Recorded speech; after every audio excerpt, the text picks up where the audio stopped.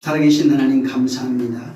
부족한 자를 세워주셨사오니 입술을 사용하시기를 원합니다. 말씀에 지혜와 지식과 능력 주셔서 오직 정말 하나님 말씀 속에 담겨있는 그 마음만을 증언할 수 있도록 역사하시고 또 주께서 원하시고 기뻐하는 것이 무엇인지 깨달아서 그렇게 그 말씀이 되어져가는 경험할 수 있게 도와주시옵소서. 멀리서나 영상으로 또 말씀을 듣는 심령들 큰 복 주시고 동일한 은혜와 능력 있게 하시며 저들을 통해서 주변의 많은 이들이 진실로 변화되어져 있는 적하는 그러한 역사 있게 도와주시옵소서. 주의 명으로도 함께 하시고 복 주시길 원합니다. 예수로 축복하고 기도했습니다. 자, 욥기 28장입니다.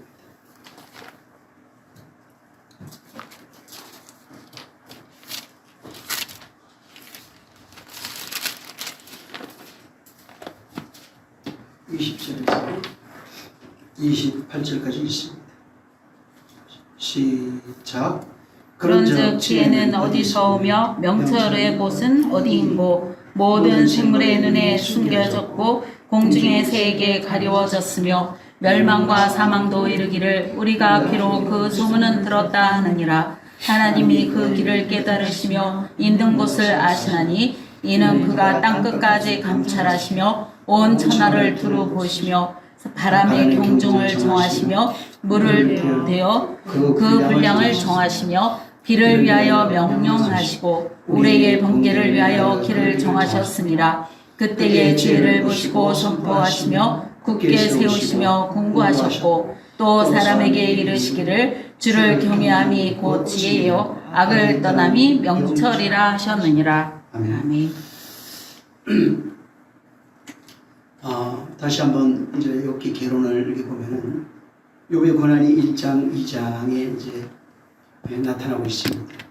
그 다음에 3장에는 욥이 자기 자신과 자신의 생애를 저주하는 어떤 그런 내용들로 되어 있고 4장부터 이제 27장까지 세 번째, 첫 번째 대화, 두 번째 대화, 세 번째 대화 이런 식으로 해서 4장 14절부터는 첫 번째, 15장부터 21장까지는 두 번째, 그 다음에 22장부터 27장까지는 세 번째 대화가 계속 반복되는 겁니다. 새 친구들은 인과응보의 어떤 기준, 그런 신학으로 욥을 이제 핍박하는 것이고, 욥은 그것에 대해서 나는 범죄한 것이 없다 라고 이제 변백하는 그런 내용들로 이제 구성이 되어 있습니다. 그 다음에 이제 28장에 여기는 지난 시간에 제가 말씀을 드렸지만 지혜가 무엇인지 지혜에 대한 내용을 여기 기록해 놨습니다. 그 다음에 다시 29장부터 41장까지 세 번의 어떤 발언들이 나옵니다. 그래서 욥이 독백하는 그런 내용들이 있고 42장 7절부터 9절에는 새 친구들을 위한 중보의 내용이 이제 담겨 있습니다. 그 다음에 42장 10절부터 27절까지가 욥이 이제 처음과 같이 회복되는 그런 내용으로 되어 있는 겁니다.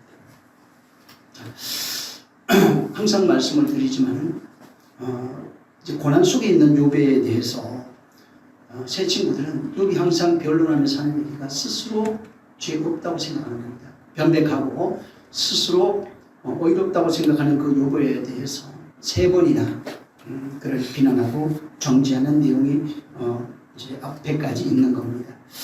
자, 근데 여기 28장에 여기 지혜에 관해서 말한다고 말씀을 드렸습니다. 근데 욥기 전체가 사실은 지혜가 뭔지를 말하고 있습니다. 네? 구원하는 지혜가 무엇인지를 설명하고 있는 겁니다. 그래서 욥이 지금 말하는 그 구원하는 지혜, 그것이 진짜로 욥이 욥기를 통해서 하나님이 구원하는 그 지혜를 여기에 담아놓은 거예요. 그래서 이거는 여기는 무슨 도덕을 말한다든가 무슨 율례를 그런 말하는 것이 아닙니다.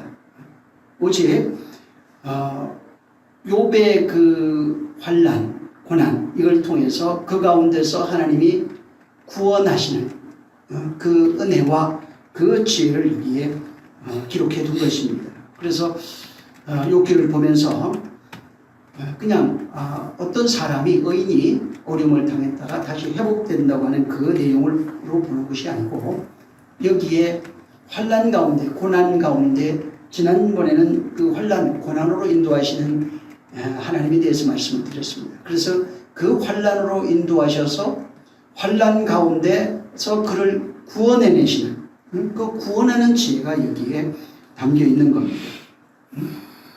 자, 그래가지고 이제 여기 28장 여러분 읽었던 20절부터 이제 여기 28절까지죠. 여기에 구원하는 지혜에 대해서 이제 설명을 하고 있습니다. 하나님. 그다음에 다시 욥의 독백이 이제 시작이 됩니다. 29장부터 독백이 이제 31장까지 계속 독백이 이제 이어지는 겁니다. 29장에는 뭐냐면은 과거를 회상해요. 그러니까 즐거웠던 행복했던 자신의 모습을 회고하는 내용이 29장입니다.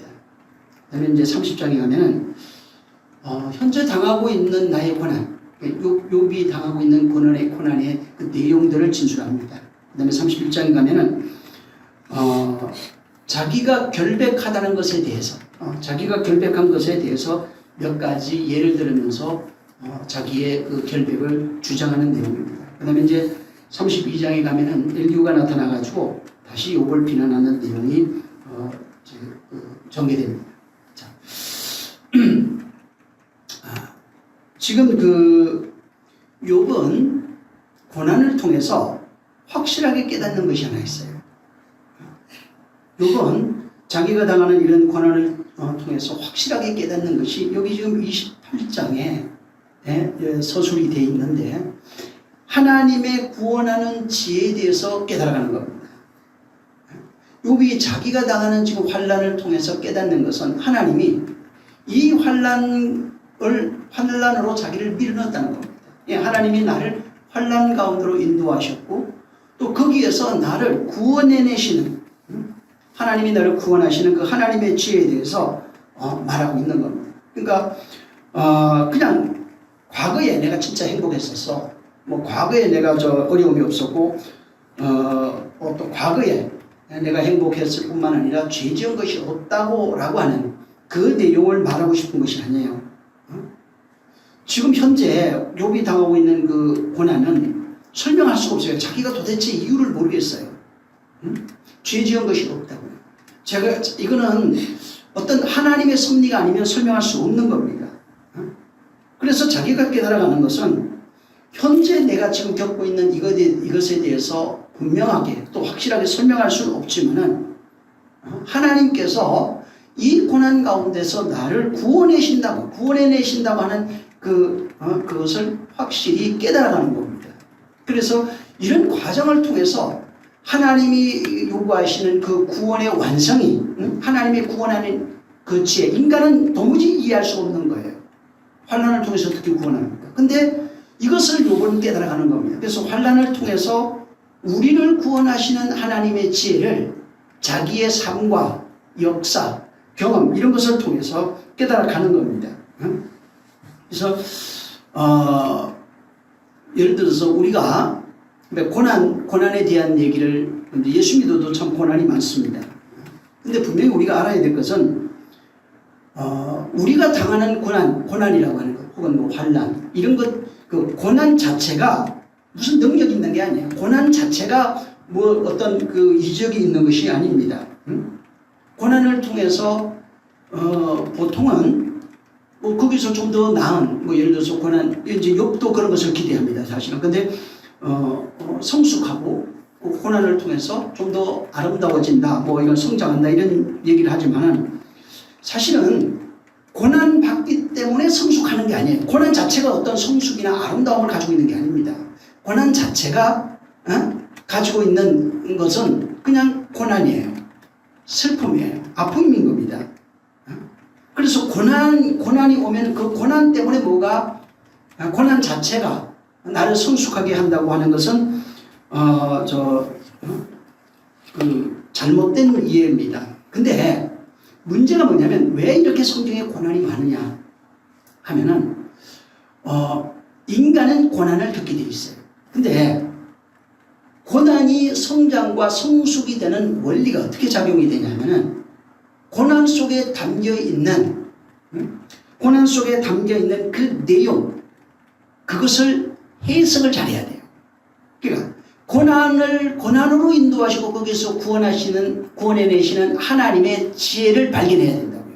고난 자체가 무슨 능력이 있는 것이 아니라 고난을 통해서 구원해내시는 하나님의 그 의도, 하나님의 마음을 발견하게 되면은 고난 자체는 능력이 없지만은 그 고난을 통해서 구원하시는 그 하나님의 지혜를 통해서 그걸 깨닫고 내가 성장해가고 성숙해가는 겁니다. 만약에 자, 고난을 받는데 고난의 내용을 해석을 못해요. 왜 이렇게 오지? 이렇게 되면 어떻게 되냐면 그냥 고통받는 겁니다.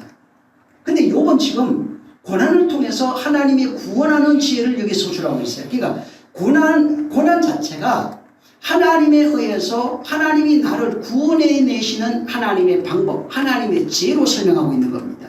그러니까 고난을 통해 고난 자체를 거룩하고 의롭다는 것이 아니고 고난 속에 담겨있는 하나님의 지혜가 발견이 되는 겁니다.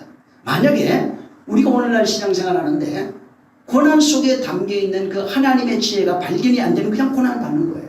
그냥 개고생하는 겁니다. 그냥 어려움 당하고 힘듦을 겪을 수밖에 없어요. 근데 그 힘듦 혹은 고난, 환난 이 속에 담겨있는 이것을 통해서 내게서 하시고자 하는 그 내용이 신약으로 얘기하면 예수 그리스도를 완성시키는 겁니다. 그게 하나님의 지혜라고요. 거기에서 뭔가 만드시려고 하시는 그 내용을 발견하면 성숙과 성장과 영광과 이런 것이 됩니다. 근데 이게 아무렇지 않아요. 그냥 아무런 생각 없이 그냥 고난을 받게 되면은 그냥 고난 받는 겁니다. 그래서 성경을 잘 보면은 이 고난이라고 하는 것이 굉장히 많습니다. 굉장히 많이 나타나고 있고 사실은 이스라엘부터 시작해서 예수 그리스도부터 모든 사람들이 고난받는 얘기가 굉장히 많이 있습니다. 문제는 뭐냐면 고난이 딱 나타났을 때 일반인들의 반응, 성도들의 반응은 어떻게 되냐면 그것을 이기려고 해요. 극복하려고 해요. 근데 성경 잘 보면은 어떻게 되어 있냐면 우리가 이길 수 있는 게 아닙니다. 통과해야 되는 거예요. 그러니까 하나님에 의해서 지금 욥이 환난을 당하는데 이게 하나님이 허락한 겁니다. 1장 2장 잘 보면은 하나님이 나를 고난 속에 밀어넣었을 때는 그걸 경험하고 통과하는 겁니다. 그리고 거기에서 그 내용을 왜 그렇게 하셨는지에 대한 하나님의 그 의도를 깨달아야 되는 거예요. 근데 고난이 오니까 나는 할 수 있어, 내가 극복해 이렇게 돼버리면은 내가 이길 수 있어 이러면은 그 속에 담겨있는 나를 그리로 밀어넣으신 그 하나님의 의도를 경험할 수 없는 겁니다. 사람들이 믿음은 내가 고난을 극복하고 통제하고 내가 그것을 이기는 것을 믿음이라고 생각하는데 믿음 아닙니다. 자기의예요. 그것은 자기의입니다. 그래서 자기가 지독실 있게 정말 대단한 사람이에요. 강한 사람입니다. 자기 철학이 강한 사람이에요. 그래서 환난도 이기고 고난도 이기고 모든 것을 가난도 이기고 이런 자기가 그런 능력이 있는 거예요. 그래서 결국은 그렇게 되면 어떻게 되냐면 내가 그런 어려움이 있었는데 내가 다 이겼습니다. 내가 이렇게 되는 거예요. 내가 기도해서 이겼습니다. 성경은 그렇게 말하지 않는다고요. 그러니까 같은 원리 그 내용인데 원리가 다르다고요. 하나님께서 성경을 잘 보시면은 밀어넣으세요. 이따가 설명하겠지만은 하나님이 이스라엘을 광야로 밀어넣으십니다. 노아를 방주로 밀어넣는다고요. 전부 다. 이런 식이에요. 욥을 환난으로 고난으로 밀어넣는 겁니다. 그래서 그것을 이기고 극복하고 승리하라 하는 것이 아니라 고난을 통해서 깨닫게 되는 하나님의 지혜, 그것을 발견하라는 겁니다. 고난을 통해서 바로 하나님이 내게 하시려고 하는 그것을 깨달으라는 겁니다. 근데 내가 극복하고 이기고 통제하면은 고난을 통해서 내게 주시려고 하신, 내게 원하시는 것을 깨달을 수 있는 능력이 없는 겁니다. 내가 만약에 고난이 왔을 때 그걸 내가 이겼어요. 내 의지로 내가 수단과 방법을 동원해서 이겼어요. 그러면 거기에는 하나님의 지혜가 없어요. 구원하시는 하나님의 지혜, 나를 은혜 베푸시는 그 하나님의 지혜가 없는 겁니다. 그래서 하나님이 우리에게 고난을 이제 주신다. 이게 성경에 하나님이 고난을 주시잖아요. 응? 환난도 뭐 시험도 주시고 그런 얘기도 있잖아요. 시험하지 않는다 그러지만 사랑하는 자를 시험하지 않는다면 그런 버리운 자라 사생하라고 그랬잖아요. 시험한다고요. 그 시험이라는 게 죽이려고 하는 게 아니라 잘하게 하는 겁니다. 완성시키려고 하는 거예요. 그래서 이 고난이 왔을 때 고난이 나의 옳고 그름을 판단하는 내용이 아닙니다. 내가 뭘 잘못했나? 내가 무엇을 잘했나? 뭐 잘되면은 하나님이 내가 복 주셔서 내가 뭐가 잘한 게 있는 것 같고, 내가 어려움을 당하면은 내가 뭐가 잘못해가지고 어려움을 주시는 것 같고, 이런 게 아니라고요. 인생 살아가면서 인생을 통해서 겪게 되는 모든 것이 환난과 고난입니다. 근데 이 성경에서 말하고 있는 이런 환난과 고난은 이기라는 게 아니라 통과하라고요. 그 과정을 통과하는 겁니다. 그 과정을 통과하는 과정 속에 뭐가 나타나게 되어 있냐면 의가 나타나는 거예요. 광야를 통과하는 과정 속에 하나님의 의가 율법으로 나타나는 겁니다. 그 과정을 잘 통과하면 거기에 하나님이 구원하는 지혜가 그 속에 담겨 있다는 겁니다. 그런데 이것을 내가 이겨버리고 승리해버리면은 내가 그걸 통제해요. 그러면은 구원하는 지혜가 발견이 되는 것이 아니라 내 의, 자의 의만 발견될 수밖에 없는 겁니다. 그래서 신명기 그 8장 2절에 한번 우리 뭐 잘하는 거지만 읽어보시겠습니다. 한번 신명기 8장 2절.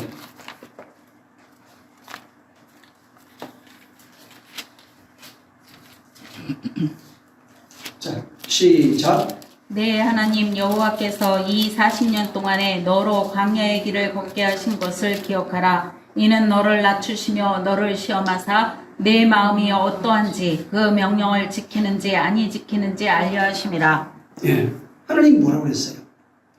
하나님이 일부러 광야 길을 걷게 했대요. 하나님이 그렇게 했대요. 40년 동안 광야 길을 하나님이 걷게 했대요. 이걸 기억해야 된다. 근데 광야 길을 걷는데 이유가 뭐냐면 너를 낮추시는, 그러니까 그 하나님의 지혜가 있다는 거예요. 너를 낮추시고 시험에서 마음이 어떠한지 그 명령을 지키는지 지키지 않는지를 알려 하시는 거예요. 이게 그러니까 광야 길을 걷게 하시는 것은 그 속에 구원하는 지혜가 있다고요. 하나님이 그를 낮추셔서 시험하시고 그를 구원해내는 거예요. 말씀이 새겨지는지 안 새겨지는지 확인하는 거예요. 3절에도 그를 낮추고 줄이게 한 것을 기억하라는 겁니다. 망나먹은 것을 기억하라는 거예요. 왜 그렇게 한 줄 아냐? 배굶고 목마르고 만나를 먹었던 이유가 사람은 떡으로만 사는 것이 아니라 하나님 입에서 나오는 말씀으로 살리라는 그걸 알려고 하는 거예요. 그러니까 가난했던 것도 주린 것도 목마른 것도 하나님이 했다는 거예요. 왜 그런 거예요?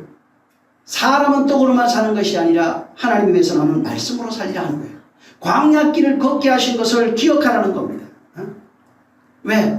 네가 하나님의 말씀이 세워지는지 안 세워지는지 그 말씀을 세우게 하기 위해서 그렇게 했다는 겁니다. 하나님이 그렇게 했다는 겁니다. 그래서 광야길은 야 뜨거운 것을 우리가 텐트를 잘 쳐서 잘 극복해내자 40년 한번 견뎌보자 이게 아니라고요. 하나님이 거기 밀어넣은 겁니다. 그 길을 통과해야 되는 거지 그것을 극복하고 이기고 그 환경을 초월하는 것이 아니에요. 그래서 그 통과하는 과정, 통과하면서 자동적으로 낮아지게 돼 있다고요. 통과하면서 배고프게 돼 있어요.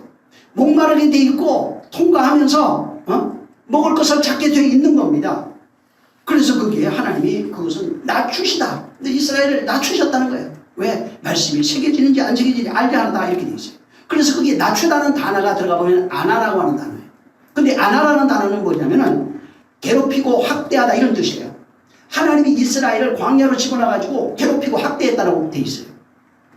아니, 하나님이 어떻게 그렇게 하시냐? 아니, 하나님이 40년 동안 괴롭히고 학대했다고 나옵니다. 그게 안하로 돼 있어요. 왜 그렇게 했느냐?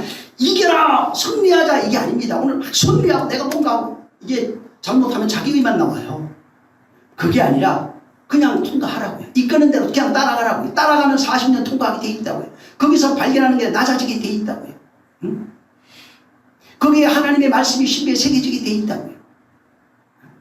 거기에서 사람은 떡으로만 사는 것이 아니라 하나님에서 나오는 말씀으로 살리라는 것을 발견하게 돼 있고 그래서 구원을 받게 돼 있다고요. 그래서 결국은 가나안 들어가게 되어 있다는 겁니다.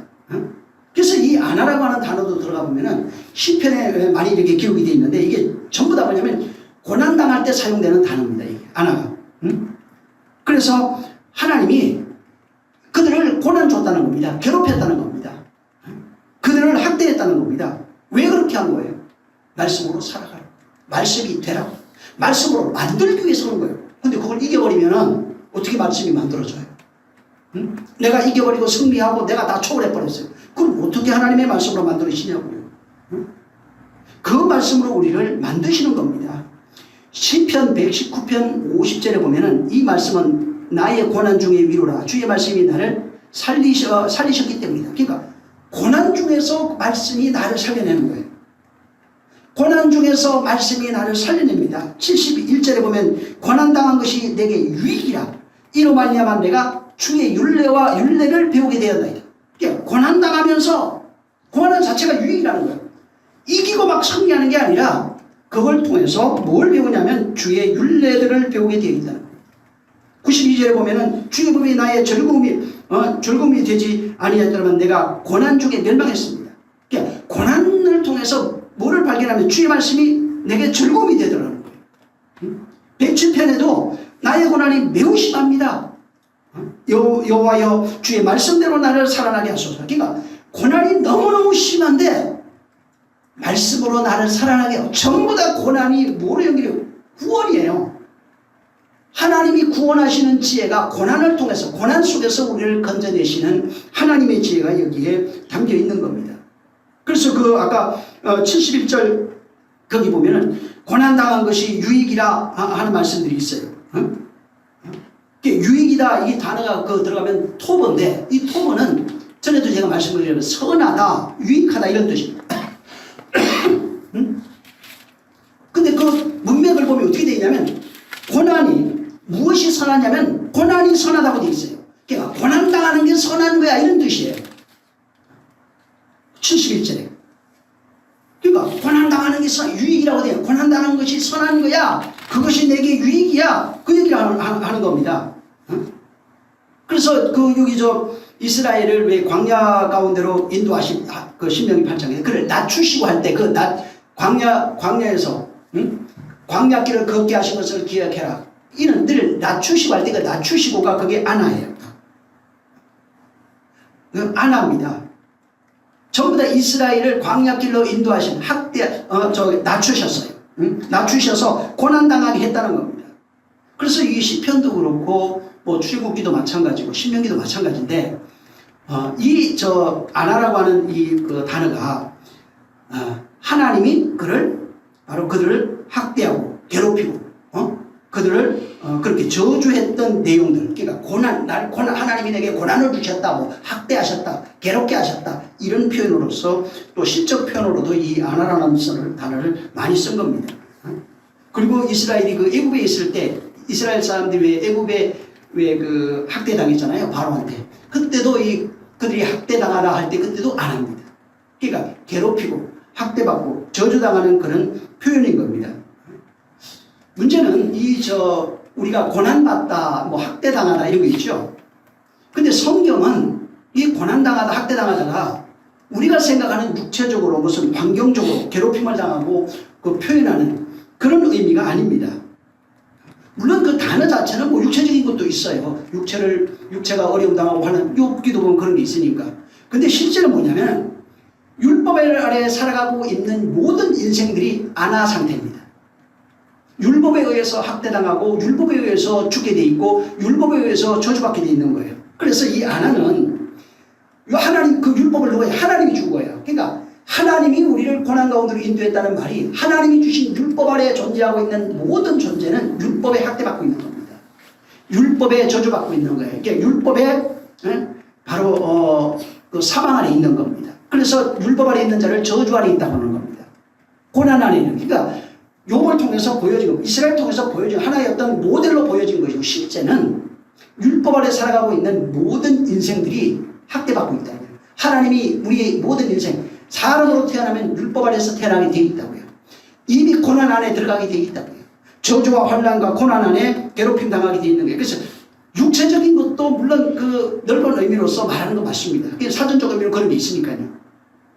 그러지만은 좀 더 영적으로 봤을 때는 그것보다는 율법 아래 살아가고 있는 인생들의 그 율법에 의해서 저주받고 학대당하고 고난당하고 하는 그런 모습을 바로 담고 있는 겁니다. 그래서 여기 지금 그 토부도 유익하다. 뭐가 유익해요? 율법 아래 있는 것이 유익하다는 겁니다. 쉽게 말해서 율법에 학대당하고 율법으로 고난당하는 것 자체가 토부라고요. 그것 자체가 선한 거라고요. 그래서 율법이 선하다 하는 거예요. 결국은 율법 아래 있는 건 고난과 저주와 환난과 핍박인데, 이게 학대하는 거예요. 하나님이 나를 학대한 거예요. 내가 이 세상 태어난 게 그냥 학대예요. 율법 아래 있으니까. 근데 그것 자체가 선이라고요. 왜? 거기에서 하나님이 시작한다고. 뭘 시작하느냐? 구원하는 하나님의 지혜를 거기서 발견하는 겁니다. 그래서 이 지금 그 율법의 학대 속에서 우리가 발견하게 되는 것은 하나님의 선인데, 그 하나님의 선은 바로 우리를 구원하는 하나님의 지혜라고요. 그래서 율법 아래서 배우는 게 뭐예요? 주의 율례를 배웁니다. 내가 그 고난 가운데서 내가 주의 율례를 배우게 돼. 그 시편 119편 71절에 고난 당한 것이 내게 유익이라. 이로 말미암아 내가 주의 율례를 배우게 됩니다. 고난 속에서 주의 율례를 배울 수밖에 없는 겁니다. 그러니까 만약에 고난 가운데서 이렇게 율법 안에 있는 모든 이제 이걸 못 깨달으면 어떻게 되면 육체적 환란이에요. 그래서 여기 이제 욥기도 보면 육체적 환란에서 사람들은 육체적 환란으로 봐요, 친구들은. 근데 육체적 환란에서 점점 깊어지면서 율법 아래 살아가고 있는 인생들의 모습을 그대로 표현해내고 있는 겁니다. 그러니까 그걸 율법 아래 있는 것을 깨닫지 못하면 육체로 온 겁니다. 육체의 환란을 통해서 율법 아래 있는 것을 깨닫게 되는 거예요. 자, 이스라엘은 예를 들어서 옛날에 죄가 있다 그러면은 병이 있다 그러면 죄가 있다고 생각했던 거예요. 그래서 병은 보여지는 것이고 죄는 보이지 않는 겁니다. 그게 같은 거예요. 그래서 보여지는 병을 통해서 이게 고난이잖아요. 보이지 않는 고난이 있는 거예요. 그게 죄라고 하는 것이 나를 누르고 있다는 겁니다. 이것을 통해서 죄에서 구원해내시는 하나님의 그 지혜를 발견하게 되어 있는 겁니다. 그래서 여기 그 이제 119편 이제 아까 50절에도 마찬가지로 율례가 이제 나오는데 이거 율례라는 말이 호크입니다. 이 호크는 어떤 뜻이냐면은 하나님의 그 말씀이 마음에 새겨지는 것이 바로 호크예요. 말씀 뭐 이런 게 있잖아요. 율례. 율례가 여기 71절에 그 율례들을 배우게 됩니다. 되어 있잖아요. 이게 이제 호크거든요. 근데 이 호크는 아까도 얘기한 것처럼 마음에 새겨져 있는 말씀을 호크라고 해요. 그래서 마음에 그 신명기 아까 8장 2절에 봤죠. 마음에 그 말씀이 지켜지는지 지켜지지 않는지 이것을 확인하려 하심이라 이렇게 돼 있어요. 그러니까 호크는 율례는 뭐냐면 마음에 새겨지는 그 말씀들이에요. 그래서 이 호크가 말씀이 새겨져 있느냐 하는 겁니다. 물론 이 호크가 이제 어떤 식으로도 번역이 되어 있냐면은 소득, 분깃 이런 걸로도 번역이 되어 있어요. 그래서 말씀이 새겨져 있으면 소득이 있어요. 분깃을 얻는 겁니다. 근데 말씀이 없으면 아무것도 없어요. 분깃도 없고 소득도 없는 겁니다. 이스라엘이 광야길에 들어간 이유, 거기서 환난과 고난을 당하는 이유, 그게 뭐냐면 선이라고 해요. 토부 때문에 그래요. 하나님의 선이라고 해요. 거기에서 광야길에서 배고픔을 통해서 추위를 통해서 목마름을 통해서 발견해내야 되는 것은 하나님이 결국은 가나안으로 이끌어 가시는 그 하나님의 구원하는 그 지혜를 만들어내시는 거라는 겁니다. 그 내용이 뭐냐면 여기에 호크로 되어 있어요. 구원하는 내용이 하나님의 말씀이 신비에 새겨지다 이렇게 되어 있다. 그러니까 구원의 내용이 광야길에 들어간 그 이유가 말씀을 신비에 세우는 거예요. 그 말씀을 신비에 세우는 것이 그게 구원이에요. 그게 낮아짐을 통해서 그 고난을 통해서 하나님이 하시려고 하는 거예요. 그래서 말씀이 새겨진 자가 결국은 하나님의 나라 가나안이 된다. 그 내용을 거기다 말해놓은 겁니다. 그래서 결국은 고난이 뭐냐면 하나님의 말씀을 마음에 새기는 것을 고난의 목적이에요. 그러니까 고난을 이기려 하는 것이 아니라 고난을 통해서 발견되는 것은 하나님의 말씀이 고난 속에서 나를 율례를 배운다고요. 말씀이 신비에 새겨진다고요. 고난을 이기라가 아니라 통과하면서 하나님의 말씀이 내 신비에 새겨지는 것을 말하는 겁니다. 이렇게 고난을 통해서 하나님의 말씀이 새겨지는 것을 발견했어요. 이게 지혜라고요. 이게 지금 그 욥기에 28장에는 그 얘기를 하고 있는 겁니다. 고난을 통해서 하나님이 구원하시는 그 지혜를 여기에 말하고 있는 겁니다. 성경 전체가 지난 시간에도 말씀을 드렸지만은 뭐냐면 하나님이 구원하는 지혜를 담고 있는 게 성경이에요. 그래서 성경 구약 성경 중간에 딱 바로 잠언이 있어요. 하나님의 지혜를 담고 있는 그 잠언을 말하고 있는 겁니다. 성경이 말하고 싶은 것은 옛날에 이런 일이 있었고 저런 일이 있었고 뭐 어떤 역사적인 거, 어떤 가정 문제를 말하는 것이 아니라 어떤 사건 혹은 가정, 어떤 역사를 통해서 말해주고 싶은 것이 뭐냐면 우리를 구원해내시는 하나님의 지혜가 여기 있다는 겁니다. 결국은 이 내용을 바울이 기록을 해놨는데 바로 성경이 뭘 얘기하느냐? 성경 전체는 예수 그리스도 얘기다. 예수 그리스도를 통해서 무엇을 말하냐? 그로 말미암아 우리를 구원하시는 하나님의 지혜를 설명하고 있다는 겁니다. 결국은 하나님의 지혜가 뭐라고 되어 있냐면 예수 그리스도라고 되어 있어요. 그러니까 하나님의 지혜, 그건 하나님은 지혜의 하나님이라는 거예요. 누구냐? 예수 그리스도예요. 예수 그리스도가 하나님의 구원하시는 지혜라는 겁니다. 그래서 성경 전체가 구원하는 하나님의 지혜를 담고 있는 겁니다. 그 구원이 예수 그리스도예요. 그러니까 환난을 통해서 뭐를 발견하는 거예요? 구원하는 하나님의 지혜를 발견하는 겁니다. 자, 여러분 그 구약의 율법이 뭘 깨닫게 하냐면은 율법은 죄를 깨닫게 합니다. 자, 죄를 깨달았어요. 어떻게 하라는 얘기예요? 응? 죄를 깨달으면은 어떻게 돼 있냐면 성경에 어떤 뭐 악이나 이런 것들이 있어요. 그것을 깨달았을 때 내게로 돌아오라 하는 말씀이 항상 그렇게 나와요. 돌아오는 걸 회개라고 돼 있어요. 회개하고 돌아오고 이렇게 돼 있어요. 그러니까 율법을 주신 이유가 내가 근본 죄인인 것을 깨달아내요.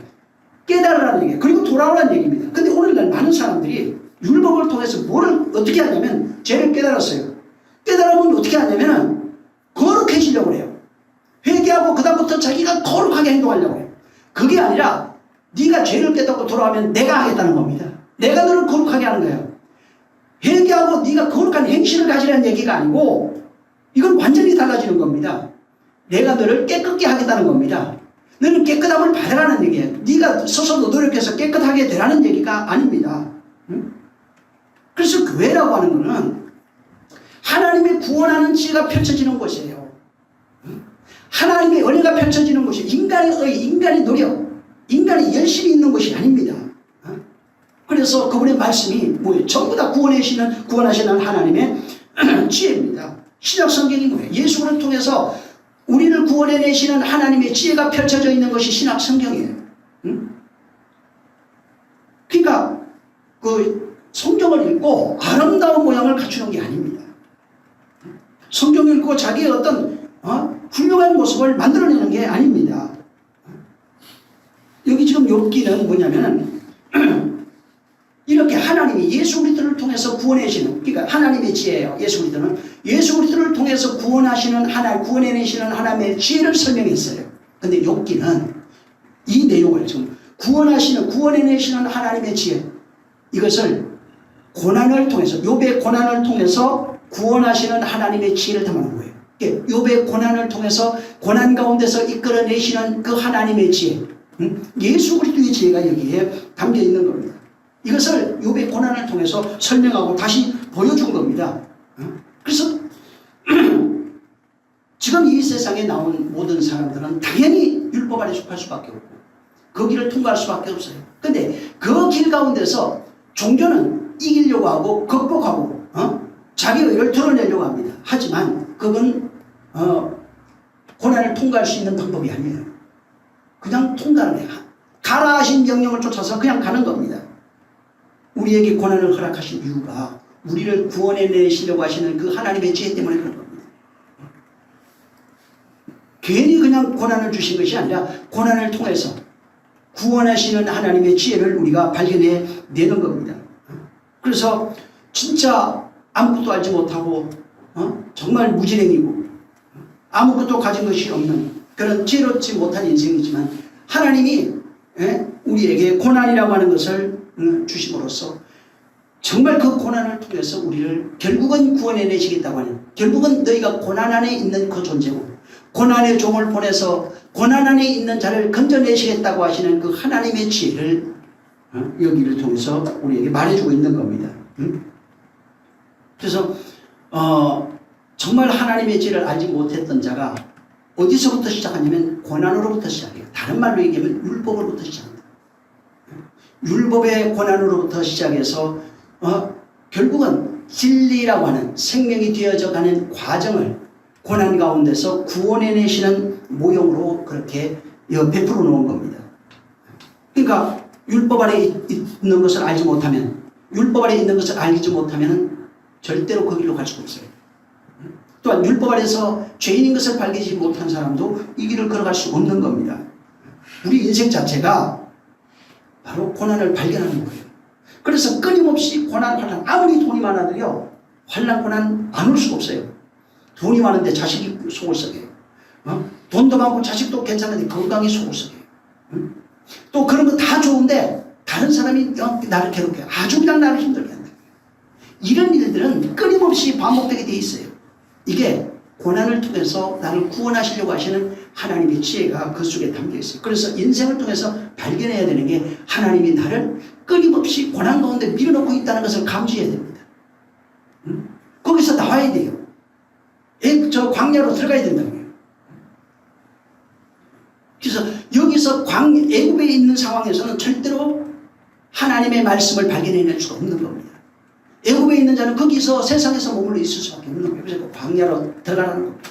내가 지시할 땅으로 가기 위해서 광야로 가라는 겁니다. 거기에서 희생제사를 드리고 절기를 지키게 돼 있다고요. 율례와 법도를 세우게 돼 있다고요. 광야길을 걷게 하신 것은 하나님이 하는 겁니다. 다시 말해서 하나님이 나를 끌고 가는 겁니다. 끌고 가서 뭐 하는 거예요? 추위로 공격하는 겁니다. 배고픔으로 공격하는 거예요. 목마름으로 공격하는 겁니다. 주림으로 공격하는 겁니다. 그래서 하나님이 끊임없이 계속해서 우리를 그렇게 광야길로 끌고 가면서 우리를 공격하는 그 내용이 바로 성경에도 그대로 전체 담겨 있고, 창세기에는 요게 이제 창세기에 있는 1장부터 보통 11장 원시복음이라고 합니다. 여기에 하나님이 우리를 공격하시는 그 내용으로 창세기 3장 15절에 그대로 기록되어 있어요. 여기 한번 보시면은 창세기 3장 15절 한번 보세요.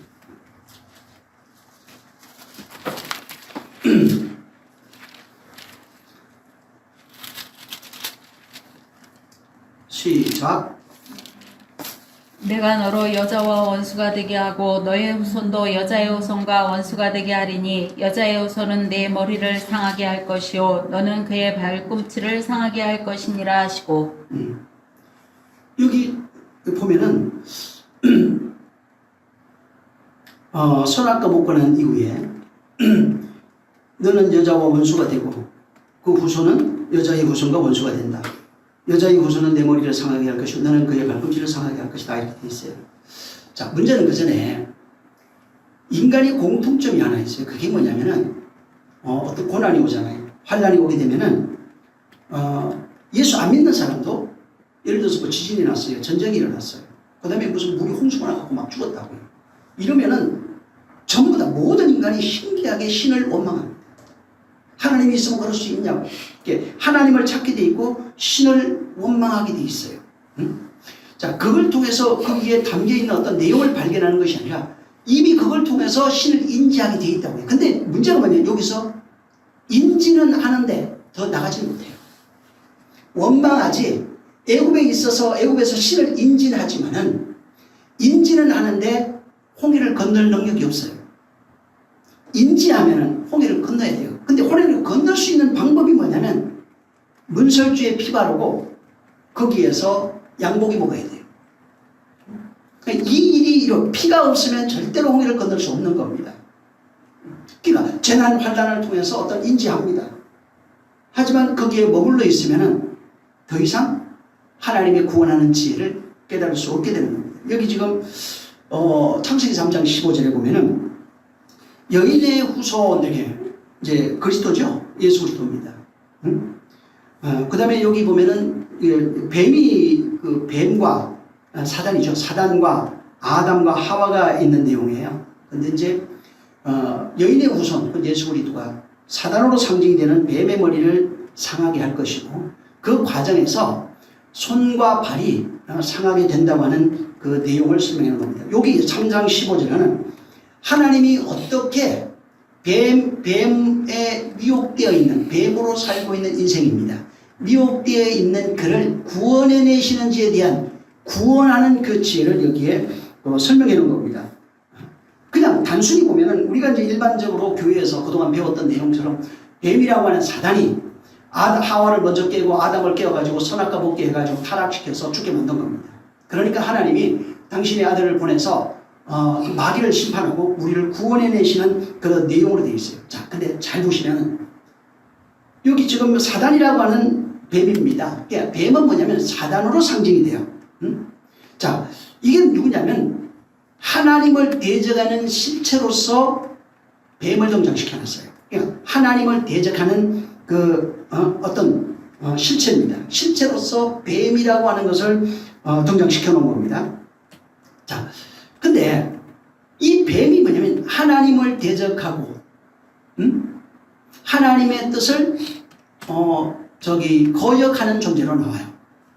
문제는 이게 여기는 하나님을 대적하는 어떤 존재로서 뱀, 사단이란 말이 없어요. 원래 3장 1절을 보면은 뱀이 간교하더라 이렇게 나옵니다. 그러니까 뱀이라고 하는 것이 간교한 존재고 이 뱀이라고 하는 것이 하나님의 뜻을 거역하는 존재로 나옵니다. 그러니까 어떤 존재를 이렇게 뱀이라고 하는 것을 등장시켜 놓고 무엇을 설명하고 싶으냐면은 바로 우리의 여기 뱀의 모습이 하나님을 대적하는 존재입니다. 하나님 없이 살아가는 그 존재를 뱀이라고 하는 모형으로 만들어 놓은 거예요. 결국은 하나님을 대적하는 존재로 서 있는, 그러니까 하나님을 대적하는 존재로 있는 우리 자신들의 자아를 뱀으로 표현하는 겁니다. 그러니까 하나님을 대적하고 있는 것이 이제 뱀이에요. 뱀으로 이래. 뱀, 이제 계시록에 보면 뱀이요, 사단이요, 뭐 용이요, 막 이렇게 나옵니다. 자, 그게 하나님을 대적하는 존재가 자, 뱀이다. 이게 뱀이야. 그러면서 이 용이야, 사단이야, 마귀야 이렇게 얘기했어요. 이게 뭐예요? 하나님을 대적하는 존재가 뱀이라고요. 결국은 하나님을 대적하는 존재로 있는 우리의 자신을 뱀으로 묘사시켜 놓은 겁니다. 그래서 뱀은 하나님을 대적하는 존재를 상징하는 거예요. 결국은 하나님 건너편에 있는 모든 존재, 하나님을 대적하고 있는, 하나님 없이 살아가고 있는 존재가 뱀이란 얘기예요. 사단이란 얘기예요. 마귀란 얘기예요. 용이란 얘기입니다. 그래서 여기는 하나님을 대적하는 그 어떤 존재, 그게 뱀이야. 결국은 하나님 건너편에 살아가고 신으로 살고 있는 우리 자신을 하나님은 뱀으로 상징시켜 놓은 거예요. 용으로 상징한 겁니다. 하나님 건너편에서 신으로 살아가고 있는 존재가 하나님은 뱀이라고 하는 겁니다. 그래서 자, 너희가 뱀이잖아 그래요. 모세가 아론하고 이제 바로를 찾아갑니다. 자, 바로를 찾아가는데 그 하나님이 그 지팡이를 던지라 그러면은 그 지팡이가 뱀이 된다고 얘기했어요. 그러니까 바로가 어떻게 하냐면 우리도 뱀이 있어 하고 그 술사들이 가져온 그 지팡이를 던졌는데 뱀 2마리가 나왔어요. 근데 뱀 2마리가 그 아론이 던진 지팡이에 잡아먹힙니다. 이게 구원이라고요. 뱀으로 살고 있는 그 뱀이 된다는 것은 너희가 뱀이란 얘기예요. 응? 뱀이란 얘기입니다. 그리고 지팡이를 들어서 던지라고 했을 때 하나님으로부터 온 그 뱀이 우리를 잡아먹는 그런 모형으로 되어 있는 겁니다. 그래서 출애굽기 7장 9절부터 쭉 보면은 12절까지 거기 보면은 바로가 너희에게 이르기를 너희는 이적을 보이라 하거든 너는 아론에게 명하여 너희의 지팡이를 가져 바로 앞에 던지라 하라. 그것이 뱀이 된다 이렇게 얘기했어요. 그리고 아론이 던지니까 10절에 뱀이 됐다고 얘기했고 그 다음에 12절에 가면 각 사람이 지팡이가 던지면 뱀이 되었는데 아론의 지팡이가 그들의 지팡이를 삼켰다 이렇게 얘기합니다. 자, 이게 뭐냐면 우리가 뱀으로 살고 있다는 겁니다. 하나님이 너희가 뱀이야 하니까 맞습니다. 우리가 뱀이야 하는 겁니다. 자, 근데 거기에 하나님의 던진 그 지팡이라고 하는 뱀이 우리를 삼키는 것이 구원이라고 해요. 우리를 삼켜서 하나 되는 것이 구원이라고 해요. 다시 말해서 하나님이 우리를 공격해서 삼켜야 구원이라고 해요. 뱀으로 살고 있는 존재는 뱀으로 오신 이가 뱀으로 와서 뱀으로 오신 이가 그 뱀을 삼킴으로써 구원이 일어난다고 하는 것을 모형으로 보여준 겁니다. 결국은 뭐냐면 하나님으로 말미암는 뱀이 뱀으로 살고 있는 그 뱀을 삼키는 거예요. 그 뱀이 나를 공격하는 겁니다. 하나님이 나를 공격해야 된다고요. 뱀으로 오신 이가 나를 공격해야 된다는 겁니다. 나를 구원해내려면 방법이 뭐냐면 뱀으로 오신 이가 그 뱀을 공격해야 돼요. 뱀으로 오신 이가 다시 말해서 뱀이 곧 하나님이 나를 공격해야 된다. 공격해서 나를 삼켜야 된다. 다시 말해서 옛사람 죽어야 된다. 뱀으로 오신 이가 나를 공격해서 나를 점령하고 나를 파괴시키고 나를 죽여서 구원해낼 수밖에 없다는 겁니다. 구원이 그거라는 거예요. 그분으로 말미암는 지혜는 나를 공격해서 죽이는 거예요. 나를 파괴시키는 겁니다. 그래야 구원이 된다는 겁니다. 욥기는 바로 이런 모습을 담고 있어요. 보편적인 우리 인생들의 모습이 여기에 욥기에 그대로 묘사되어 있어요. 고난 가운데 살아가고 있는 그 존재가 우리예요. 또한 고난 받기 위해서 오신 이가 하나님의 예수 그리스도예요. 그래서 예수 그리스도를 상징하면서 욥을 통해서 욥의 고난은 우리 인생들을 그대로 상징해내고 있어요. 고난으로 오신, 고난 받기 위해서 오신 그분이 우리를 바로 고난에서 건져내신다는 겁니다. 고난 가운데 있기 때문에 고난으로 오신 거예요. 우리가 뱀으로 있기 때문에 뱀으로 오신 거예요. 그래서 구원의 어떤 모양을 설명하는 것이 바로 뱀으로 살고 있는 존재들에게 하나님이 뱀의 모습으로 나타나서 나를 삼켜야 된다. 그가 나와 하나 되는 내용입니다. 나를 죽여야 삼킨다. 이건 죽인다. 파괴한다. 이런 겁니다. 그분이 삼키지 않으면 다시 세울 수가 없어요. 그래서 이 뱀이라고 하는 그 자체가 이게 그냥 밖에 돌아다니는 어떤 뱀 이런 얘기가 아닙니다. 성경에 보면은 그 뱀을 지칭하는 단어들이 여러 개가 있는데 그게 이제 찾아보면 나핫이라고 하는 단어가 있어요. 이 나핫이라고 하는 단어는 여러분 히브리 특징 자체가 모음이 없어요. 자음밖에 없어요. 그래서 거의 이제 보려면은 자음으로밖에 볼 수가 없는 겁니다. 그래서 모음을 빼고 이제 보통 공부하게 돼 있고 모음 자체가 없으니까 그렇게 할 수밖에 없습니다. 자, 근데 이 나핫이라고 하는 단어가 이제 자음만 있는데 그 자음이 어떻게 되어 있냐면 그 나핫이가 눈이라고 하는 단어예요. 그 다음에 해, 그 다음에 신, 이빨 이런 겁니다. 그 단어 세 단어가 합쳐져서 나핫이가 되는 겁니다. 그래서 나핫이가 그 지칭하는 그 단어가 보면은 이제 스톰 코드라고 그러는데 1572번부터 시작해서 1576번까지가 이제 보통 5개 정도가 나와요. 나핫이를 지칭하는 그런 단어가. 자, 근데 여기 5개 모두 공통점이 하나 있어요. 나핫인데 나핫은 이게 사람들 뱀이라고 그랬잖아요. 뱀으로 번역을 했는데 거기 사전에 들어가면 어떻게 나오냐면은 전부 다가 점을 치다. 그 다음에 경험을 하다. 징조를 하다. 이런 식이에요.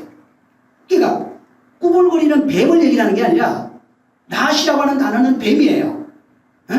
옛뱀 이렇게 나와요. 옛뱀인데 뱀으로 번역을 했어요. 근데 1572번부터 1576번까지 이거를 보면은 이 단어의 공통점 눈, 해, 신이 들어가는 이 단어의 공통점은 전부 다 점치는 내용이에요. 경험하는 내용입니다. 그 다음에 징조를 알리는 그런 내용으로 되어 있어요. 무슨 얘기냐면 뱀이라고 하는 어떤 징조, 뱀이라고 하는 그것을 통해서 그 안에 담겨있는 내용과 의미를 알게 하려고 하는 거라는 겁니다. 그러니까 꾸물거리는 뱀을 말하려고 하는 것이 아니라 뱀이라고 하는 것을 그 특성을 통해서 바로 그 뱀 뱀이 가지고 있는 뱀을 통해서 어떻게 구원해내시려고 하시는, 그러니까 뱀을 설명하면서 뱀으로 살고 있는 우리를 어떻게 구원해내시는 그 내용과 그의 의미를 그 안에 담아서 우리에게 말씀하신 겁니다. 그래서 귀머거리 뱀, 벙어리 뱀 이렇게 나오죠. 그러니까 우리 자신을 얘기하는 겁니다. 우리를 그렇게 뱀으로 나타낸 거예요. 그래서 우리를 그렇게 나타내니까 우리가 바로 뱀으로 살고 있는 자예요. 용으로 살고 있는 자예요. 그걸 사단이라고 그러고 마귀라 이렇게 하는 겁니다. 그러니까 뱀으로 살고 있는 그 존재가 내용을 모르니까, 의미를 모르면 용을 숭배할 수밖에 없어요. 뱀으로 살아가는 것 자체가 우상 숭배라고요. 그래서 그 아까 얘기했죠. 나시는 점을 치다 이런 거예요. 점 치고 있다고요. 그 다음에 저 경험을 하고 칭조를 알아요. 그러니까 결국은 우상 숭배하는 자로 살아가고 있는 그 모습들을, 점치며 살아가고 있는 자들의 모습들을 뱀으로 설명해놨어요. 나시 이렇게 해놓은 겁니다. 그 다음에 저 열왕기하 18장 4절에 가면은 여러 산당을 지하여 주상을 깨뜨리며 아세라 목상을 찍으며 모세가 만들었던 놋뱀을 이스라엘 자손이 이때까지 향하여 분향함으로 그것을 부수고 느우스단이라 이른다. 그러니까 자, 광야에서 불뱀에 물렸어요. 그러고 나니까 하나님이 놋뱀을 다루라 그랬어요. 장대. 그러니까 놋뱀을 쳐다보면 살리라 했는데 안 쳐다본 사람은 죽었고 쳐다본 사람은 살았습니다. 불뱀에 물렸다는 것은 전에도 얘기한 것처럼 율법에 물려 살아가고 있는 인생들의 모습이 뱀의 도구로 그 율법 아래 속하여 살아가고 있는 인생들의 모습을 그대로 설명해 놓은 겁니다. 그들이 사는 방법은 뱀으로 오신 이가 장대에 달리면 그걸 쳐다보면 산다는 겁니다. 그러니까 그리스도예요.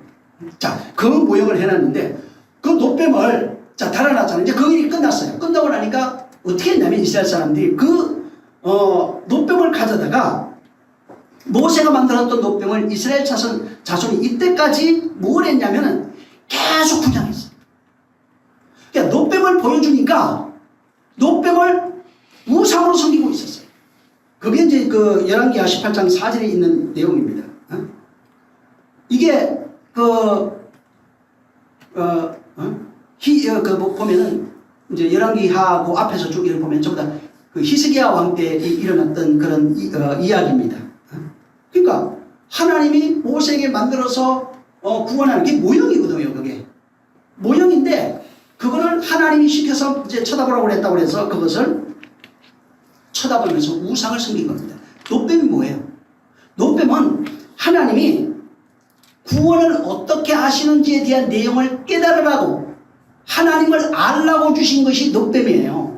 놋뱀 자체가 능력이 있는 것이 아니라 놋뱀을 통해서 어떻게 구원해내시는지를 알라고 주셨는데 인간들이 놋뱀을 보니까 어떻게 했냐면 우상 숭배한다고요. 그게 뱀으로 살아가고 있는 자들의 모습이에요. 놋뱀은 하나님의 구원하는 지혜를 담고 있는 거예요. 근데 놋뱀을 통해서 하나님의 구원하는 지혜를 발견하는 것이 아니고 놋뱀 자체를 그냥 우상화시켜버린다는 거예요. 그를 의지하고 그를 경배한다는 거예요. 오늘날 그 일이 그대로 일어나고 있어요. 놋뱀으로 죽으신 예수예요. 예수 지금 오늘날 성도 속에 안 죽여버렸어요. 예수가 죽어야 그리스도로 부활해서 우리에게 다시 옵니다. 내가 죽어야 너희에게 유익이 있다고 했어요. 근데 안 죽여요. 끊임없이 그분을 살려내는 겁니다. 우상숭배는 다른 게 아닙니다.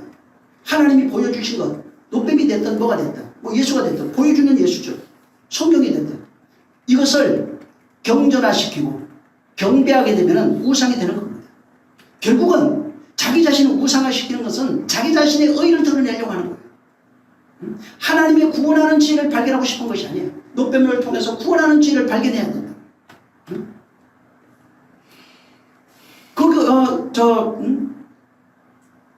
성경에 기록되어 있는 여러 가지 사건들, 이야기들, 어떤 이런 것들을 통해서 끊임없이 하나님이 구원하는 지혜를 설명해 놨는데 그거에는 관심이 없고 진짜냐 가짜냐 이걸로 이게 사실이냐 아니냐 하나님의 구원하는 지혜는 전혀 관심이 없어요. 그러면 발견할 수 없는 겁니다. 가인 같은 경우에도 보면은 가인이 하나님 앞에 떠납니다. 하나님 앞을 떠나서 나중에 놋 땅으로 간다고 돼 있어요. 창세기 그 4장 16절 이하에. 그래서 에덴 동쪽 놋 땅에 가서 거했다고 돼 있어요. 그리고 이제 성을 쌓고 그 아들을 낳고 난 이후에 에녹성이라 그랬어요. 에녹성. 그 다음에 쭉 내려가다가 22절 가면은 뭐가 나면 신라는 두발가인을 낳았는데 그는 구리와 쇠로 여러 가지 기구를 만드는 자요. 두발가인의 누이는 나아마였더라. 이제 이렇게 기록을 해놨습니다. 자, 여러분 저 아까 나하시 얘기했잖아요. 나하시가 뱀이라는 뜻입니다. 자, 뱀이라는 뜻인데 나하시에서 파생되는 단어가 하나 나옵니다. 그게 뭐냐면 네오셰트라고 하는 단어예요. 나하시에서 네오셰트가 나옵니다.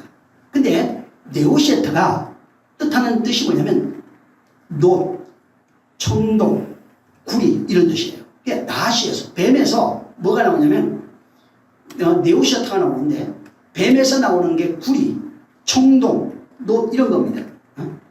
지금 가인이 노시라고 하는 땅에 가서 가인의 문명을 만들었는데 가인의 문명이 뭐냐면 노수로 만든 문명이에요. 구리와 쇠로 여러 가지 기구를 만들었어요. 전쟁하는 도구들을 만들어요. 그 구리와 노를 가지고 자기를 나타내고 드러내고 증명해내고 자기를 보호할 무상으로 만들어버려요. 그게 뱀이라고요.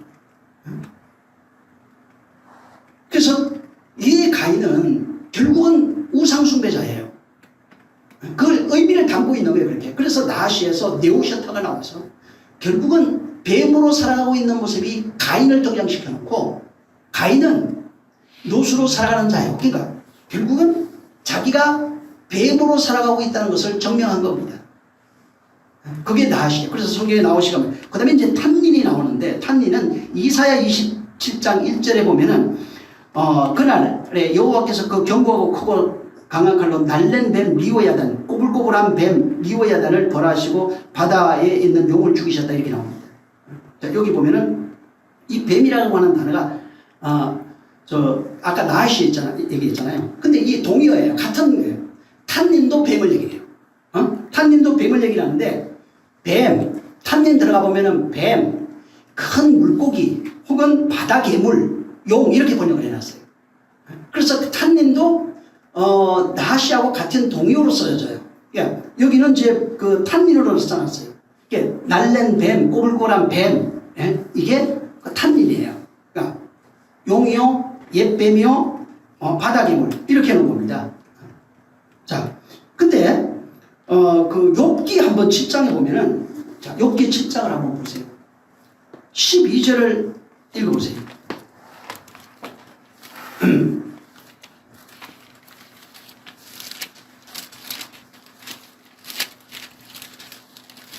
자, 시작. 12절 시작. 내가 바다니까 용이니까 주께서 어찌하여 나를 지키시나이까. 네. 지금 욥이 내가 바다입니까? 내가 용입니까? 주께서 어찌하여 나를 지키시나이까? 지금 욥의 고백을 보면은 내가 다시 말하면 그냥 쉽게 말하면 무슨 얘기예요? 내가 바다의 용입니까? 지금 하나님의 지금 저주받고 있잖아요. 고난과 환난 속에 있는 그것을 하나님이 자기를 심판하시고 자기를 이제 고난 저주 가운데 주셔서 이끌어 가셔가지고 내가 거기 안에 있다고 생각하는 겁니다. 그래서 자기의 처지를 지금 어떻게 설명하고 있냐면 하나님 앞에서 내가 지금 용입니까? 내가 바다 괴물입니까? 라고 고백하는 거예요. 자, 하나님 볼 때 내가 지금 바다 괴물이요, 용이요, 뱀이라고 하는 것을 그걸 자각한 거예요. 그래서 하나님 앞에서 그걸 고백, 내가 의문문으로 돼 있는데 내가 하나님 볼 때 뱀이어서 이렇게 된 겁니까? 내가 지금 바다 괴물입니까? 그냥 한마디로 얘기하면 하나님이 나를 볼 때 내가 용입니까 지금? 내가 지금 하나님이 나 보는데 내가 지금 뱀입니까? 그 얘기를 하고 있는 겁니다. 그래서 근데 그 뱀, 용 이렇게 나오잖아요. 전부 다 하나님이 죽이시는 겁니다. 그 뱀을 죽이시고 그 용을 죽이시는 거예요. 다시 말하면은 지금 뱀으로 살고 있는 우리예요. 탄닌. 탄닌이 들어갈 때는 핫가돌이라고 가돌 탄닌 이렇게 나오는데 그때는 큰 괴물, 바다 괴물, 깊은 곳에 오신 어떤 용 이런 의미거든요. 그때는 예수 그리스도를 얘기를 해요. 그러니까 뱀으로 오신 예수 그리스도예요. 근데 우리를 얘기를 할 때도 뱀으로 살고 있는 우리 존재를 탄닌으로 얘기할 때도 있어요. 근데 그 앞에 가돌이 없어요. 큰 물고기 이렇게 큰이 없어요. 큰 들어가면 가돌 이렇게 돼요. 학가돌은 어떤 단어는 위대한 이렇게 번역을 해요. 위대한 뱀, 거룩한 뱀 뭐 이런 식으로 되어 있어요. 그런 경우에는 예수 그리스도를 상징합니다. 근데 일반 뱀, 그냥 일반 용, 뱀 이렇게 되면 이거는 용으로 살고 있는 우리, 바다 괴물로 살고 있는 우리, 바다의 용으로 살고 있는 우리를 그분이 큰 괴물, 큰 뱀이 학가돌 탄닌이라고 하는 것이 와서 우리를 파괴하고 잡아먹는 나를 죽이시는 그런 모형으로 나타나 있는 겁니다. 그래서 결국은 뭐냐면 너희가 지금 뱀으로 살고 있잖아. 그 얘기를 하고 있는 겁니다. 그래서 뱀으로 살고 있는 너희가 볼 수 있는 것은 하늘에서 오는 그 노뱀이 달려야 돼. 그 뱀이 장대에 달려야 되는데 못 달아요. 인간 스스로 달 수 있는 게 아니라고요. 그래서 뱀으로 오신 이가 장대에 달림으로써 우리가 함께 달려지는 겁니다. 이것이 우리를 죽이시는 하나님의 구원하는 지혜라고요. 그래서 이게 지금 하나님이 지금 온 만물을 주관하시고 또 그들을 경영하신다고 그러잖아요. 이 만물을 경영하시고 주관하시고 지금까지 지키시고 그대로 두시고 보호하시는 그 이유가 뭐냐면 결국은 용이요 뱀으로 살아가고 있는 바다에서, 바다는 율법의 바다입니다. 세상을 바다라고 표현해요. 성경. 그게 율법의 바다입니다. 다. 거기에서 뱀 노릇하고 왕 노릇하고 용 노릇하고 살아가고 있는 우리를 하나님 나라로 만들기 위해서 거기에서 환난, 고난, 핍박, 죽음, 저주 이런 것들을 통해서 그를 건져내신다는 겁니다. 그것이 없으면 안 나와요. 거기가 천국이면 거기서 나올 수 없는 겁니다. 그 다음에 이제 그 탄닌이라는 나시가 있고 탄닌이 있고 이제 드라콘이라고 하는, 예, 드라곤 이런 거 있잖아요. 예, 드라콘이라고 하는 그 단어가 이제 성경에 있어요. 계시록 20장 그 이제 2절에 보면은 용을 잡으니 옛 뱀이요 마귀요 사단이라 이렇게 돼 있어요. 이게 여기는 이제 그 드라곤 뭐 이렇게 돼 있습니다. 여기 근데 1절부터 20장 1절부터 쭉 이렇게 저 보면 4절까지 그 뭐가 있냐면 용이요 옛 뱀이요 마귀요 사단을 잡아서 1000년 동안 결박해서 무적에게 던지고 장군이 그거를 그 위에 임몽하여 1000년이 차도록 다시는 만국을 메어가지 못하게 하더라. 그 위에 잠깐 놓인다 하는 말씀이 있어요. 그 다음에 4절에 가보면은 또 내가 보좌들을 보고 거기에 앉은 자들이 있어 심판하는 권세를 받았더라. 또 내가 보니 예수를 정언하는 과 하나님의 말씀 때문에 목배임을 당한 자들의 영혼과 또 짐승과 그의 우상에 경배하지 아니하고 그들의 이마와 손에 그 표를 받지 아니한 자들이 잡아서 더불어 1000년 동안 왕노릇한다 하는 말씀이 있어요. 예. 자, 여기 이제 계시록에 옛 뱀이요 마귀가 사단이요 이게 사로잡힙니다. 보통 이 지금 여기 계시록 그 20장 4절에는 천년왕국이라고 하는 일반적으로 우리가 많이 얘기하고 있는 천년왕국에 대해서 설명하는데 실제는 성령이 임하시고 난 이후에 성령이 성도에게 임하시고 난 이후에 복음이 전 세계로 전파되는 사실은 그 외 시대를 말합니다. 성령이 그 사도행전 2장에 보면 이제 초대교회 임하시죠. 그때로부터 성령이 임하시는 성도의 현실과 그 다음에 성령이 임하시고 난 이후에 옛 뱀으로 살아가고 있는 존재가 붙잡히고 파괴되고 죽고 결박당하는 그 내용을 여기 지금 20장 1절부터 4절에 설명해 놓은 겁니다. 그래서 천년시대가 어떻게 되면 성령이 오셔서 옛 뱀이 잡히는 것부터 시작한다. 옛 뱀이요 사단이요 용이 우리예요. 성령에 의해서 그들이 잡혀서 결박당하는 것부터 얘기하는 겁니다. 그래서 결국 성도는 뭐냐면 성령에 의해서 옛 뱀이 죽고 잡히고 결박당하고 그런 상태가 되면은 바로 말씀으로 살아가는 존재를 왕노릇한다고 표현하는 겁니다. 말씀이 되어져서 말씀 하나님의 말씀과 하나 되어진 존재 1000년 동안 왕노릇하는 그런 표현. 그러니까 1000년이라고 하는 게 1000년이라고 하는 기간을 얘기하는 게 아니에요. 천으로 완성되어 왕노릇하고 있는 그 존재를 이런 식으로 여기 표현해 놓은 겁니다. 그래서 결국은 같은 내용이에요. 옛 뱀이 잡히는 것, 또 1000년 동안 왕노릇하는 것, 이것은 같은 그 내용입니다. 결국은 성도라고 하는 존재, 인간이라고 하는 존재가 성도 되기 전에 뱀으로 살고 있다. 용으로 살고 있고 사단으로 살고 있는 겁니다. 성령이 오셔서 말씀에 사로잡혀서 결국은 옛사람 죽어야 되는 얘기예요. 그 옛사람 죽는 과정에서 일어나는 것이 고난, 환난, 핍박, 그런 내용입니다. 그러니까 뭘 얘기하냐면 하나님이 말씀으로 우리를 공격할 때 공격하심으로써 우리를 옛뱀을 잡아 결박해버리는 겁니다. 뱀으로 살고 있는 것을 우리가 깨달아가는 겁니다. 그러니까 결국은 우리의 옛 자아예요. 말씀이 우리 옛 자아, 옛사람을 파괴하고 죽이는 거예요. 그게 천년왕국이 실현되는 내용으로 되어 있어요. 그러니까 말씀에 의해서 옛사람이 죽고 새사람으로 거듭나는 그 현실을 천년왕국으로 설명해 놓은 겁니다. 그런 상태가 돼야 그리스도와 더불어 천년 동안 왕노릇하리라 이렇게 얘기한 겁니다. 이렇게 하나님의 말씀이 그를 사로잡아서 결박해서 하나님의 나라로 완성해가는 그 내용을 욥기는 고난과 환난과 핍박 속에서 구원해내시는 하나님의 지혜를 설명해내고 있는 거예요. 같은 얘기입니다. 천년왕국을 통해서 천년왕국의 기간이 아니라고 그랬죠. 말씀이 성령에 의해서 말씀으로 사로잡혀 옛사람이 죽는 그 환난시대, 고난시대를 겪고 결국은 하나님 나라 되는 그 내용을 여기는 고난과 환난을 통해서 하나님의 사람으로 온전하게 만들어지는 그 내용을 여기에 설명해 놓은 겁니다. 그래서 욥의 고난이라고 하는 건 견디고 뭐 이기고 승리하고 참아내고 그런 것을 얘기하는 것이 아니라 고난을 통해서 고난 가운데로 밀어넣으셔가지고 그 고난을 통해서 하나님의 말씀을 그 신비에 새기는 그런 내용이에요. 신비에 새긴다는 것이 뭐냐면 하나님의 말씀으로 나를 정복했다고요. 나를 공격했다는 겁니다.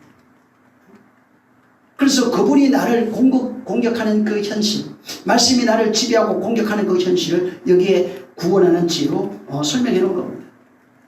말씀이 새겨지지 않으면 고난과 환난 속에서 욥은 하나님의 구원하는 지혜를 발견하고 말씀이 세워져서 결국은 완성된 자로 죽는 그 내용을 욥기에 설명해 놨는데 결국은 말씀이 와서 말씀이 율법이에요. 율법이 와서 뱀으로 살고 있는 자, 용으로 살고 있는 자, 사단으로 살고 있는 자, 결국은 내가 나시오, 내가 탄넨이고 내가 드라곤이라고 하는 이 사실을 발견해내는 겁니다. 그래서 하나님의 말씀이 그 권능의 지팡이가 던져지니까 말씀이 오니까 우리가 뱀으로 살고 있는 현실이 그대로 드러났습니다. 바로에게 가라잖아요. 바로로 살고 있는 세상 임금이요, 왕이요, 또 세상 시호로 살고 있는 그 존재에게 보낸 겁니다. 그래서 그 존재가 뱀으로 드러나 버렸어요. 그 뱀이 바로가 삼켜져야 되는 거예요. 죽어야 되는 겁니다. 결국은 말씀은 나를 폭로하는 거예요. 나의 존재 상태, 나의 모든 것을 발각시키고 폭로시켜서 하나님이 그 뱀으로 살고 있는 그 뱀을 죽이시는 내용입니다. 그래서 말씀이 들어와서 뱀을 죽이고 사로잡아 죽여버리고 그 말씀으로 세워지는 것을 하나님의 나라 혹은 뭐 청년왕국 하나된 교회라고 이제 선언한 겁니다. 이렇게 하나님의 구원하는 지혜가 결국은 지금 욥기 그 28장에서는 하나님의 구원하는 지혜는 욥은 이 환난과 고난을 통해서 그 속에 담겨있는 그분이 나를 환난과 고난으로 밀어넣으시고 창세기 그 욥기 1장 2절에 나와 있죠. 1장과 2장에 밀어넣으시고 그 여정을 통과하게 하시면서 결국은 완성한 구원해내시는 하나님의 지혜를 그가 발견해내는 겁니다. 다시 말하면 성경이 뭐예요? 우리 인생이 뭐냐면 우리 인생은 내가 뱀으로 살고 있는 존재라는 겁니다. 그런데 말씀을 통해서 뭐를 발견하는 거예요? 내가 뱀이라고 하는 걸 발견하는 겁니다. 말씀을 통해서 내가 용이라고 하는 것을 발견해내는 거예요. 그리고 구원하시는 예수 그리스도 하나님의 지혜를 통해서 우리가 그와 하나됨으로써 옛사람 죽고 새사람 되는 그 내용을 인생을 통해서 인생의 어떤 환난, 고난, 핍박, 저주 이런 것을 통해서 발견해내는 겁니다. 내는 겁니다. 욥은 그것을 발견한 거예요. 이렇게 정말 예수 그리스도를 하나님의 비밀이라고 골로새서에 얘기해놨는데 바울이 그것을 보고 발견해냈어요. 야, 하나님의 비밀인 예수 그리스도 그를 통해서 우리를 구원하시는 하나님의 능력, 하나님의 그 지혜가 정말 우리는 발견할 수 없다는 거예요. 인생으로는 정말 이거 할 수 있는 것이 아니라는 겁니다. 오직 성령을 통해서 이걸 우리가 발견해내는 거예요. 진실로 우리가 지금 환난, 고난 이런 거 있죠. 핍박 있잖아요. 이것을 이기고 내가 승리하고 막 견뎌서 뭐가 이겨내는 그런 것이 아닙니다. 인생이라고 하는 이 고난이에요. 인생의 바다에 살고 있다고요. 율법의 바다에 살고 있어요. 거기에서 내가 뱀인 것이 발견이 되는 겁니다. 그리고 그를 끌어다가 어디로 가냐면 바로 성전으로 데리고 들어가는 겁니다. 성전. 그리고 왜 여러분 문을 동양한 문이 하나 있는데 그 문을 닫아둘지리라 했죠. 나중에 설명하겠지만 그 실제로도 이제 이스라엘 그 땅에 보면은 지금 어디야 모스크 있는데 예루살렘에 그 모스크 있는 그 동쪽에 문이 닫혀 있어요. 이건 모형이에요. 근데 실상이 뭐냐면은 구약에 모세가 지었던 그 성전, 그 솔로몬도 그렇게 만들어 놨는데 성전 안으로 뜰 안으로 들어가는 문이 하나 있어요. 여기는 열려 있어요 항상. 근데 두 번째 문이 하나 있어요. 성수에 들어가는 문인데 성수에 들어가는 문은 여기 지금 안에 휘장이 통일되면은 그게 닫혀버려요. 아무도 못 들어갑니다. 결국은 모형으로 해놓은 거예요 그게. 그래서 성전 안에 들어가는 그 문, 성령이 들어와서 하나 되면은 성소예요. 성소의 문을 닫아주는 거예요. 거기는 성소의 문이 닫히면 하나님과 나밖에 없어요. 거기에서 하나님을 섬기고 하나님을 경배하고 그러면서 옛사람이 죽어가는 경험을 거기서 하게 됩니다. 그래서 문은 한번 들어오면 닫혀버리고 다시 열리지 않습니다. 그래서 그분이 한번 임하시면 영원히 그하고 다시는 떠나가지 않는다고 얘기한 거예요. 성령이 오시면. 그게 성소의 모형으로는 성소의 문이고 실제 그렇게 모형으로 보여진 것도 이스라엘의 동양한 문을 닫아두고 옵니다. 왕이 들어왔으므로 닫아둘지니라. 어디로 들어왔어요? 우리 안에 마음 문을 얘기하는 거예요. 마음에 들어오시면 이제부터는 닫혀서 다시 안 열리는 겁니다. 이렇게 하나님의 구원하는 지혜를 여러 가지 모양으로 해놓은 겁니다. 환난과 고난 속에서 욥은 이걸 발견하고 그것을 여기에 진술한 겁니다. 이와 같이 매 우리가 인생을 살아가잖아요. 살아가면서 환난, 고난, 핍박, 뭐 여러 가지 다툼, 시기, 별게 다 있습니다. 여기를 통해서 그걸 견뎌내고 이기는 것이 아니라 그것을 통해서 거기에 담아두신 하나님의 그 의도, 하나님의 나를 구원해내시고 나를 만들어가시는 그 지혜를 발견하면 내가 만들어지는 거예요. 그래서 악인이 선인이 되는 겁니다. 저주받은 자가 복 있는 자가 되는 겁니다. 근데 그걸 발견하지 못하면 끊임없이 비판하는 자, 이간하는 자, 원망하는 자, 불평하는 자, 끊임없이 투기하는 자, 질투하는 자 이런 식으로 갈 수밖에 없어요. 이게 안 바뀝니다. 인생 속에서 그분의 승리를 발견하시기를 예수님으로 축원합니다. 이 시간 기도할 때 주여 정말 우리의 나의 존재라고 하는 것 자체가 아까도 얘기한 뱀입니다. 사단이고 용이고 마귀예요. 하나님의 말씀을 통해서 이것을 발견해내는 겁니다. 그리고 그리스도로 말미암아 내가 옛뱀이 달려야 돼요. 거기. 내가 죽어야 되는 겁니다. 내 인생 속에서 결국은 내가 하나님 나라가 지어지게 하시옵소서. 그리스도와 하나로 나를 만들어 주시옵소서. 나를 구원하시는 하나님의 지혜가 내게 이루어지게 하시옵소서. 우리가 참 좋으신 하나님 감사합니다. 우리 하나님 함께 하시고 역사해 주셔서 정말 하나님이 우리 가운데 역사해 주심으로써 우리가 육체가 있는 동안에 인생을 살아갈 수밖에 없지만 인생을 살아가면서 하나님께서 나를 구원하시는 그 하나님의 지혜, 나를 결국은 당신과 하나로 만들어내시는 그 하나님의 지혜를 우리가 발견하고 그리스도와 하나된 자로 지어져 갈 수 있는 능력 있게 도와 주시옵소서. 이론과 지식을 갖는 자들도 아니고 또 세상에 하나님께서 만든 그런 승리 속에서 내가 무엇을 의를 드러내려고 하는 것이 아니라 그저 이끄시는 대로 이끌려가서 그렇게 지어져가는 결국은 가나안으로 완성되어져가는 하나님 나라로 지어져가는 그런 존재 되게 하여 주시옵소서. 욥이 환난과 고난 속에서 구원하는 하나님의 지혜를 발견했던 것처럼 정말 구원하시는 예수 그리스도 하나님의 지혜를 통해서 내가 바로 그리스도와 하나된 자로서 천국된 자로서 나라된 자로 그렇게 지어져 가게 도와 주시옵소서. 성령님 함께 하심을 감사하며 예수로 축복하고 기도했습니다. 아멘. 하늘에 계신 우리 아버지여 이름이 거룩히 여김을 받으시오. 나라의 임하옵시며 뜻이 하늘에서 이룬 것 같이 땅에서도 이루어지리이다. 오늘날 우리에게 일용할 양식을 주옵시고 우리가 우리에게 죄진 자를 사하여 준 것 같이 우리 죄를 사하여 주옵시고 우리를 시험에 들게 하지 마옵시고 다만 악에서 구하옵소서. 나라와 권세와 영광이 아버지께 영원히 있사옵나이다. 아멘. 감사하신 주 우리를 축복하시는 감사합니다. 하나님 복을 기도와 주시옵소서. 욥처럼 인생 속에서 하나님의 구원하는 지혜를 발견하게 도와주시옵소서. 모든 영광 하나님께 드립니다. 수고하셨습니다.